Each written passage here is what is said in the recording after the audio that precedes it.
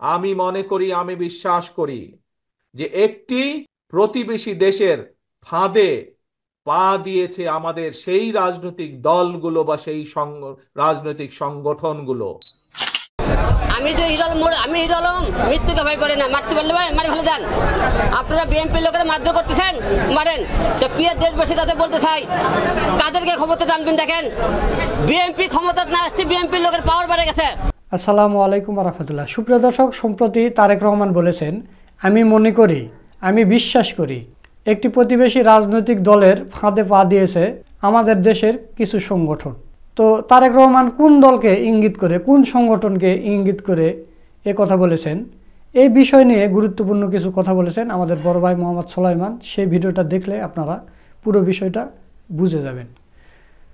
তো সেই ভিডিওটা দেখানোর আগে কয়েকটা কথা বলে নিই। সেটা হলো যে, আপনারা জানেন সম্প্রতি তারেক রহমানকে কটূক্তি করা নিয়ে হিরো আলমের উপর মারধর করা হয়েছে, নির্যাতন করা হয়েছে।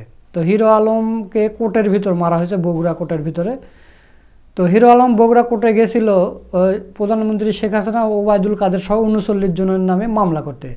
মামলা অলরেডি করিয়ে ফেলেছে। করে বেরিয়ে আসার সময় বিএনপির কিছু পোলাপান তাকে ধরে মারধর করেছে। তো যেভাবে তুচ্ছ তাচ্ছিল্য করে হিরো আলমকে গালাগালি করেছে বা কথা বলেছে, তাতে বোঝা যাচ্ছে যে হিরো আলম একজন নিরীহ প্রাণী, এর দ্বারা কোনো প্রভাব নেই, মানে মারলে কিছু হবে না। কিন্তু এই বিএনপি নেতারা হয়তো জানে না যে হিরো আলমকে তুচ্ছ কিছু মনে করলেও সে কিন্তু তুচ্ছ কিছু নয়। হিরো আলমকে নিয়ে জাতিসংঘ পর্যন্ত কথা বলা হয়েছে। যতই আমরা তাকে ট্রলের ছলে দেখি আর বিনোদনের ছলেই দেখি, এটা কিন্তু মানতে বাধ্য হবে যে হিরো আলমের ফ্যান ফলোয়ার আছে বাংলাদেশে অসংখ্য। হিরো আলমকে যত মানুষ চিনে, এই বিএনপি নেতারা যারা মারলো তাদের কেউ চিনে না, তাদের কথা কেউ শোনেও না। এরা চিন্তা করেছে যে হিরো আলম মারলে কোনো প্রভাব পড়বে না, কিন্তু প্রভাব কিন্তু ঠিকই পড়েছে। আপনারা শুনেছেন যে হিরো আলম কি বলেছে, যে বিএনপি ক্ষমতায় না আসতেই এরা চাঁদাবাজি লুটতারা শুরু করেছে। বিএনপি যদি ক্ষমতায় আসে তাহলে এরা প্রকাশ্যে মানুষদের জবাব করবে। আমি হিরো আলম মৃত্যুকে ভয় করি না, মারতে পারলে ভাই মারি ফেলে দেন। আপনারা বিএনপি লোকেরা মারধর করতেছেন, মারেন। তো প্রিয় দেশবাসী তাদের বলতে চাই, কাদেরকে ক্ষমতা টানবেন দেখেন। বিএনপি ক্ষমতা না আসতে বিএনপি লোকের পাওয়ার বেড়ে গেছে। তো বিএনপি আজকে ক্ষমতা না আসতে আজকে আমাদেরকে এত পাওয়ার মারধর করলো। তো বিএনপি ক্ষমতা থাকলে মানুষ মনে করেন জবকর্মী দিনটি, আজকে তার প্রমাণ দেখেন। তাই আমি আজকে বলতে বিএনপি লোককে মারে দেন। আপনি তারা মারলেন না, মারেন, মারি ফেল দেবেন। আমি এক হিরো আলম মারা গেলে 100 হিরো আলম দলে থাকবে। কিন্তু আপনারা যারা মারধর করলেন আজকে আমাকে প্রতিটা ভিডিও ফুটে যাচ্ছে, মনে করেন না যে আপনার বিএনপির লোকেরা দেশ, আপনারা এখনই বাংলাদেশের প্রধানমন্ত্রী হয়ে গেছেন, আপনারা দেশে মারধর করলেন, আপনাকে পিছনে অবশ্যই বাংলা বেটিতে হবে। এর আগে মনে করছে আপনাকে সরকার ক্ষমতা আসতে হবে। যারা মারধর করলে একজন বাঁচবেন, একজনই বাঁচবেন। আমি আলো হিরো আলম মারা দেবো, কিন্তু জীবনে অন্যের কাছে মতামত করবো না, এরকম কথা কিন্তু বলেছে। এবং অলরেডি গোটা বাংলাদেশ এরকম কথা চলতেছে যে আমরা এক স্বৈরাচারের হাত থেকে রক্ষা হয়ে আর এক স্বৈরাচারের হাতে পড়তে যাচ্ছি। মানে সারা দেশে চাঁদাবাজি শুরু হয়ে গেছে, কেউ কোনো কিছু করার নেই। আওয়ামী লীগের যতগুলো চাঁদাবাজির ঘাঁটি ছিল সব বিএনপিরা দখল করে নিয়েছে। চাঁদাবাজির নিয়ন্ত্রণ হওয়া এই কার্যালয়টি এখন কাদের দখলে, শুনুন তার মুখ থেকে।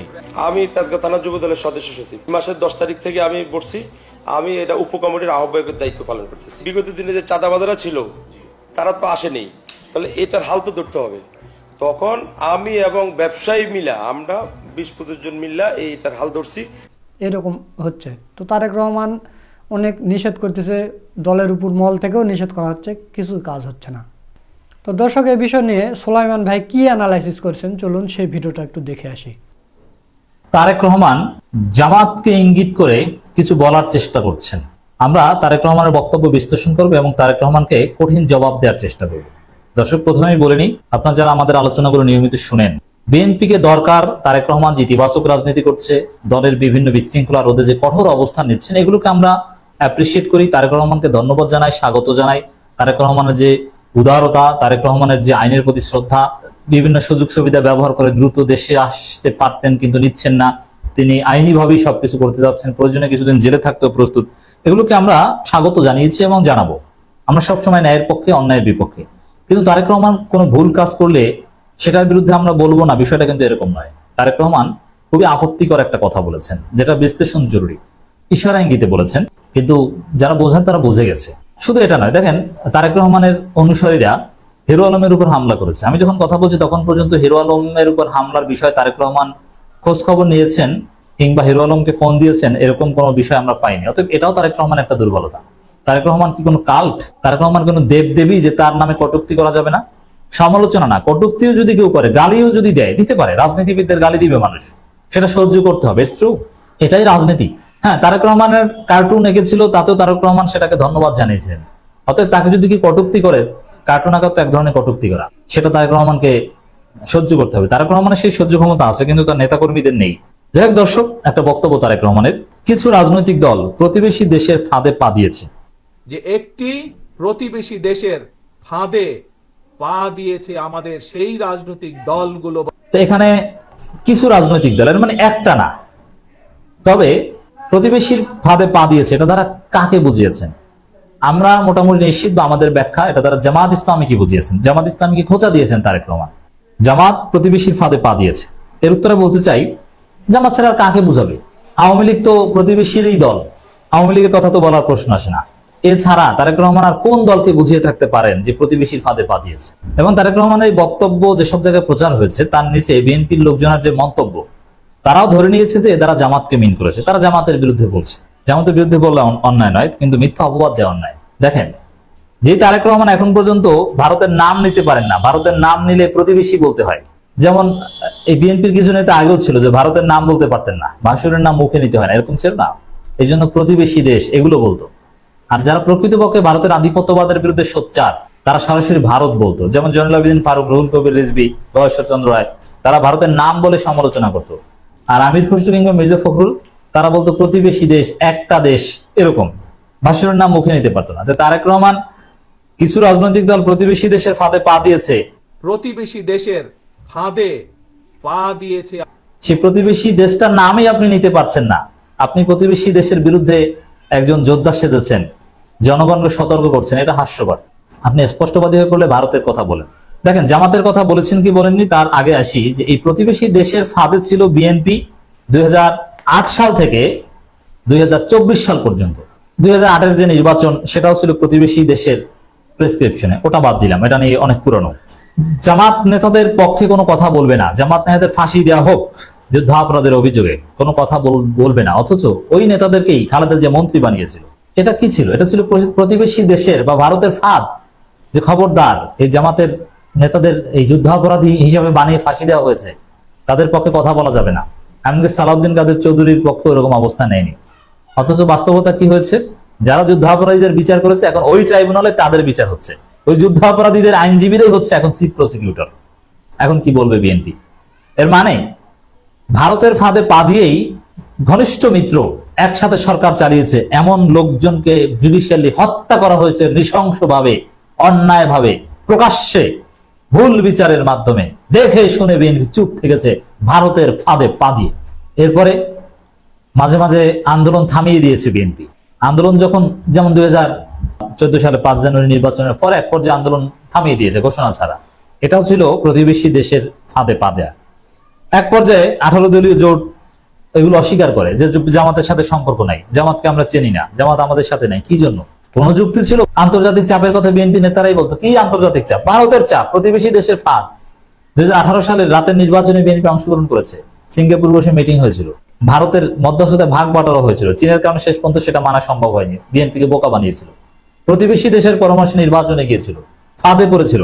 ডক্টর কামালের মতো এরকম পতিত নেতা, যার চারণার দাম নাই, ইউনিয়ন পরিষদের মেম্বার হওয়ার কোনো যোগ্যতা নাই জনপ্রিয়তার দিক থেকে, তিনি আইনজীবী হিসাবে যত বড় রেপুটেড হন না কেন, এটা দেখে তো আর কাউকে নেতা বানানো হয় না। সেই পতিত কামাল, ভারতের দালাল কামাল হোসেনকে পীর সাহেব মেনেছিল, কামাল হোসেনের মুরিদ হয়েছিল বিএনপি। কেন? ভারতের ফাঁদে পা দিয়ে। এবং যুগপৎ আন্দোলনের মিত্র হিসাবে জামাত মাঠে নেমেছে, মার খেয়েছে, জামাতের পক্ষে একটা কথাও বলেনি। জামাতের আমির সেক্রেটারি গ্রেপ্তার করা হয়েছে, একটা টু শব্দ করেনি। কি জন্য? জামাতের সাথে কি শত্রুতা ছিল?